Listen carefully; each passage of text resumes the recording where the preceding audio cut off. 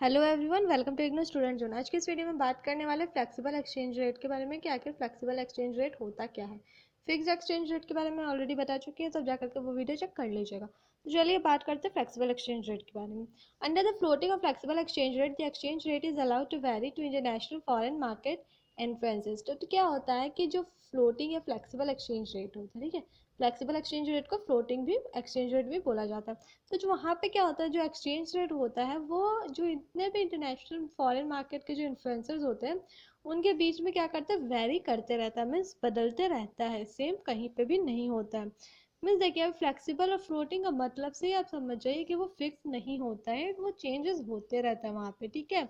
तो जितने भी फॉरेन मार्केट के जो इन्फ्लुएंसर्स होते हैं उनके अकॉर्डिंग क्या होता है कि जो एक्सचेंज रेट है वो क्या करता है, वेरी होते रहता है, चेंज होते रहता है। Thus government does not intervene rather in the market forces that determine the exchange rate। तो क्या होता है कि गवर्नमेंट जो है वो किसी भी तरह का इंटरवेन नहीं करता इस केस में, ठीक है। पर क्या होता है कि जो मार्केट फोर्सेस होता है ना वो डिटरमाइन करता है एक्सचेंज रेट को। तो आप लोगों को ध्यान में रखना है कि फ्लेक्सिबल एक्सचेंज रेट में जो एक्सचेंज रेट होता है उसको मार्केट फोर्सेस के द्वारा ही डिटरमाइन किया जाता है, ठीक है। In fact, automatic variations in exchange rate consequent upon a change in the market forces are the essence of freely flexible exchange rate। तो बोला जा रहा है कि जो ऑटोमेटिक वेरिएशंस होता है किसी भी तरह का एक्सचेंज रेट में, वो क्या करता है ना, वो चेंज होता है, वो कॉन्सिक्वेंटली चेंजेस होते हैं, ठीक है। जो भी चेंजेस हो रहे हैं मार्केट फोर्सेस में वो क्या हो रहा है, एक एसेंस होता है, ठीक है। जो अगर जैसे फ्रीली जो मार्केट है, फ्रीली एक्सचेंज रेट का जो होता है फ्लेक्सिबिलिटी, वो क्या करता है, वो एक एसेंस होता है कोई भी मार्केट फोर्स को लेकर के। मतलब ये बोल सकते हैं कि जो ऑटोमेटिक वेरिएशंस होता है एक्सचेंज रेट का, वो क्या होता है, कॉन्सिक्वेंटली क्या करता है, वो चेंज होते रहता है, और वो किस पे डिपेंड करता है, मार्केट फोर्सेस में डिपेंड करता है, जो कि एक एसेंस होता है फ्रीली फ्लेक्सिबल एक्सचेंज रेट का। A deficit in the balance of payment account means an excess supply of the domestic currency in the world market. तो जो डेफिसिट होता है ना बैलेंस ऑफ पेमेंट के अकाउंट में, क्या होता है, वो उसका मतलब ये होता है कि सप्लाई जो है वो बहुत ही ज़्यादा हो रहा है, एक्सेस हो रहा है, एक्सेस में हो रहा है, बहुत ही ज़्यादा में हो रहा है। कहाँ पे, डोमेस्टिक मार्केट में, डोमेस्टिक करेंसी में, सॉरी डोमेस्टिक करेंसी में बहुत ही ज़्यादा एक्सेस सप्लाई हो रहा है डोमेस्टिक करेंसी का पूरे वर्ल्ड के मार्केट में। मतलब कि अगर बैलेंस ऑफ पेमेंट जो है, ठीक है, बैलेंस ऑफ पेमेंट अगर किसी भी तरह का उसमें डेफिसिट होता है, तो डेफिसिट हुआ तो मतलब क्या हो जाता है कि जो डोमेस्टिक करेंसी यानी कि जो रुपीज़ है वो क्या हो जाता है, उसका सप्लाई जो है वो बढ़ जाता है पूरे वर्ल्ड के मार्केट में, ठीक है। ये बात लोग आप लोगों को ध्यान में रखना है। As price declines imbalances are removed. तो जैसे जैसे प्राइस जो है वो घटते जाता है वैसे वैसे इम्बैलेंसेज को भी रिमूव कर दिया जाता है। In other word, access supply of domestic currency will automatically cause a fall in the exchange rate and balance of payment balance will be restored।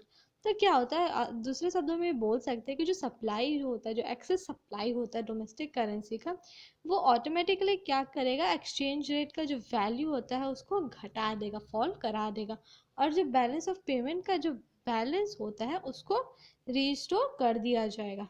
यानी कि जो एक्सेस अगर सप्लाई होता है डोमेस्टिक करेंसी का, तो वो क्या करेगा, एक्सचेंज रेट को ऑटोमेटिकली फॉल कर देगा, और बैलेंस ऑफ पेमेंट का जो बैलेंस है वो रिस्टोर हो जाएगा यहाँ पे, ठीक है। Flexible exchange rate mechanism has been explained in the figure where DD and SS are the demand and supply curves। तो देखिए यहाँ पे फिगर दिया हुआ है, ये है DD और ये है SS, डिमांड और सप्लाई कर्व, यहाँ पे D और ये D1, ठीक है। अब यहाँ पे बोला जा रहा है कि when Indian buy US goods there arises supply of dollar, and when US people buy Indian goods there occurs demand for rupees. तो क्या होता है कि अगर मान लीजिए डॉलर में लोग खरीद रहे हैं, ठीक है, अगर यूएस के लोग खरीद रहे हैं तो रुपये में खरीदेंगे, और अगर इंडियन लोग खरीद रहे हैं तो वो क्या करेंगे, डॉलर में परचेज करेंगे गुड्स को, ठीक है। The initial exchange rate is ₹40 is equal to $1। This determined by the interaction of DD and SS curve in both figure। तो जो देखिए यहाँ पे जो इनिशियल वैल्यू होता है डॉलर का, क्या है मतलब, ₹40 इज इक्वल टू $1। इसलिए ये हो गया इनिशियल वैल्यू। इनिशियल वैल्यू भी आप लोगों को ध्यान में रखना, एग्जाम्पल के साथ यहाँ पे बता रही हूँ। इनिशियल वैल्यू भी ध्यान में रखना और आप लोगों को जो वैल्यू में चेंजेस है वो भी ध्यान में रखना। जैसे देखिए यहाँ पे 40 था पहले, ठीक है, और फिर बढ़ करके वो 50 हुआ है, क्योंकि D1 में था तो D1 में क्या हुआ था, यहाँ पे 40 कर इंटरेक्ट करके आया था जो ये पॉइंट A था, फिर उसके बाद ये हुआ D1 सपोज कर लीजिए ये D है और ये D है, ठीक है। तो यहाँ पे क्या हुआ था, DD में जब था तब ये वाला लाइन चला था, और जब ये D1 हुआ था, मतलब ये लाइन जब यहाँ पे फॉल हुआ था, मतलब यहाँ पे जब चेंजेस हुआ था तो क्या हुआ था, D यहाँ पे देखिए एक लाइन इसके लिए और लेना पड़ा था तब जाके ये यहाँ पे इंटरेक्ट हो सका था। तो यहाँ पे क्या हुआ था कि जो वैल्यू है वो 40 to 50 हुआ था डॉलर में।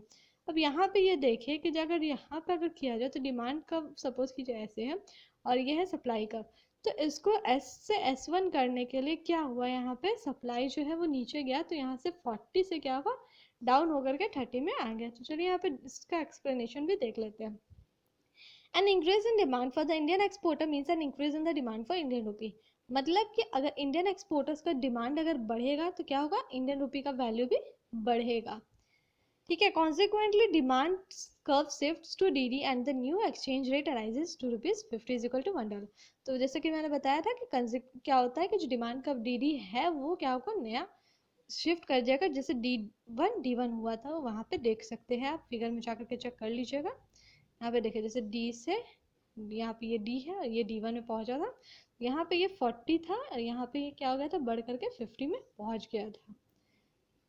At this new exchange rate, dollar appreciates while rupee depreciates in value। तो इस केस में क्या होता है कि जो डॉलर का वैल्यू होता है वो क्या हुआ था, अप्रिशिएट्स होने लगा था, और जो रुपी का वैल्यू है वो डेप्रिशिएट होने लगा था।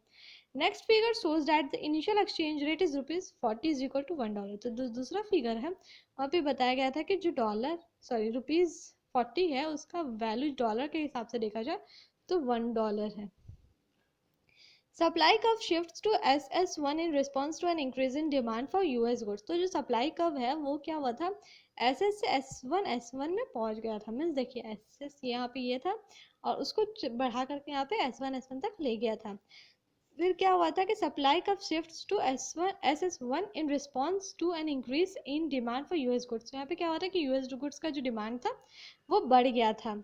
SS1 interacts the demand curve DD at point B and exchange rate drops to ₹30 is equal to $1।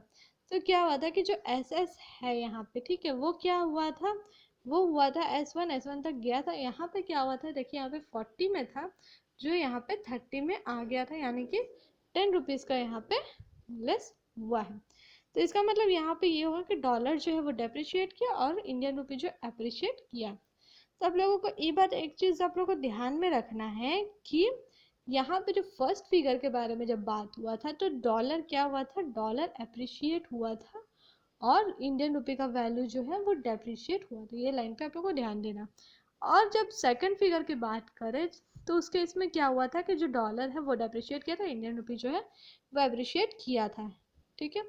तो ये था फ्लेक्सिबल एक्सचेंज रेट के बारे में। तो वीडियो कैसा लगा कमेंट करके बताएं, वीडियो को लाइक करना ना भूलें, और किसी भी तरह का डाउट रह जाता है तो कमेंट करके ज़रूर पूछिएगा, मैं पूरी कोशिश करूँगी आपके सारे डाउट्स को क्लियर करने के लिए।